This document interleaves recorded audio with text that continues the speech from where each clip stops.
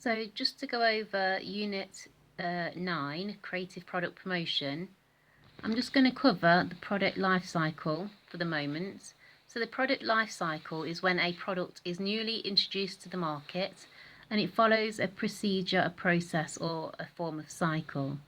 In the very early stages, at the introduction stage, the product is launched, so it's brand new, and then sales grow slowly as people are not aware of the product.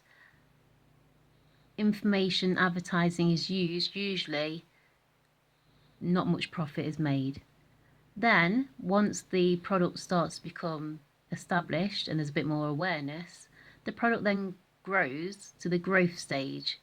So the sales are still slow.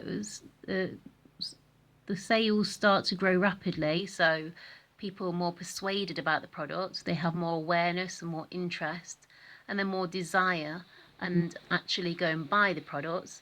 So the prices may be reduced as new competitors enter the market.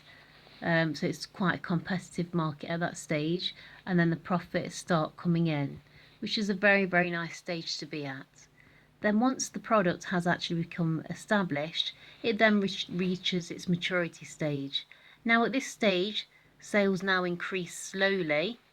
So your products like your Mars bar and your Snickers that are classic products that have been out for quite some time, they have reached their maturity stage and not at its peak of popularity.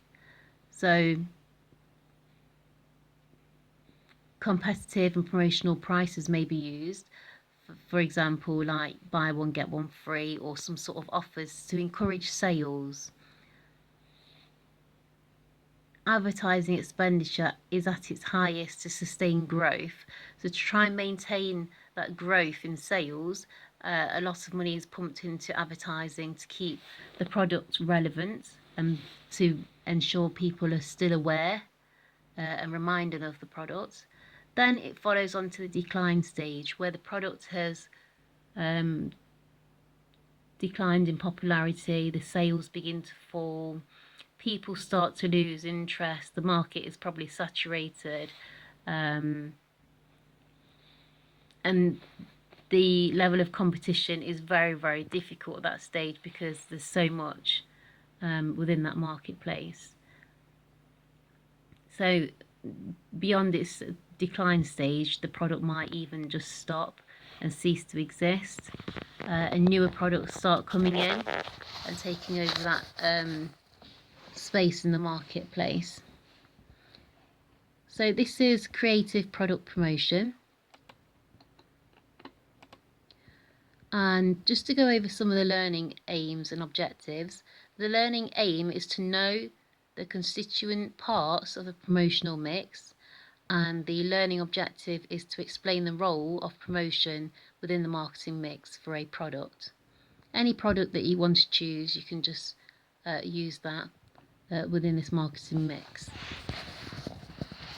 promotional mix.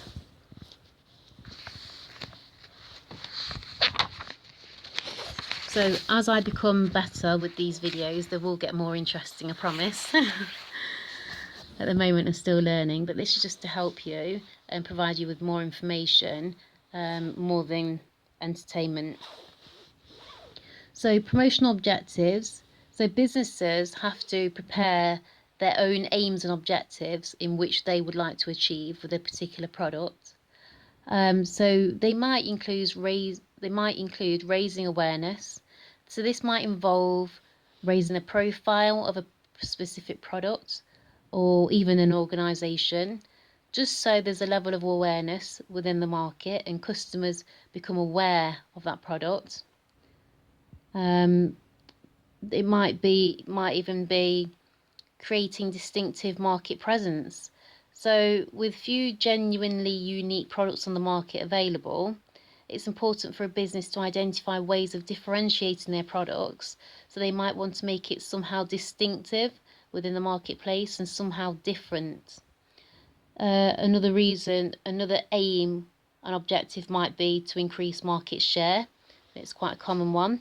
So in very competitive markets, businesses compete for competition, and this might often mean an increase in sales at the expense of a competitive sales, and it can result in increased profit.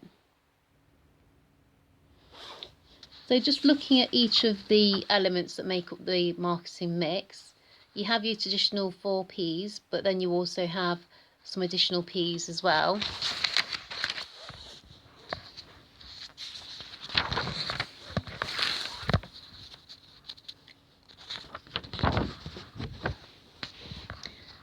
So your price is very, very important. There's lots of strategies that a business might want to put in place to decide upon the price that they're going to set for their product.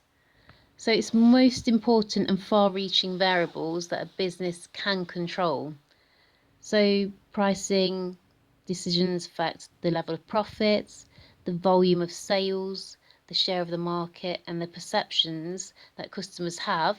Are they going to choose price the product at a high quality and high price, or are they going to price the product at a perhaps low quality and low price just to sell more mass or volume of that product?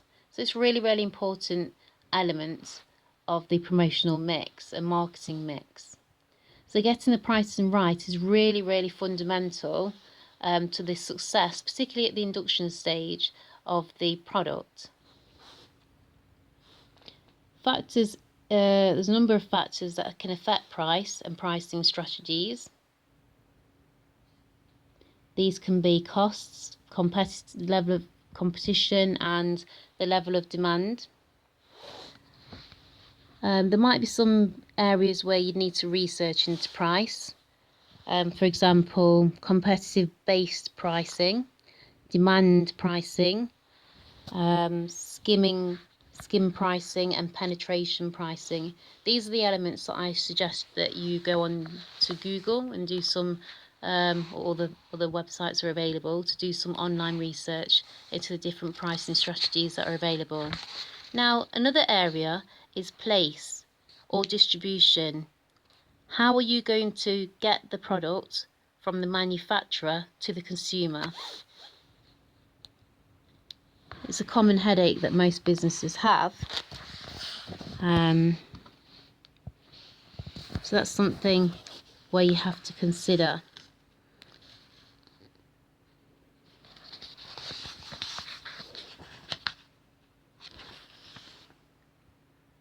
Where are you going to sell your products? Are you going to use a wholesaler? Are you going to sell it retail? Are you going to use direct selling methods? It's something that businesses would need to decide. Are they going to use push or pull strategies? Role of intermediaries.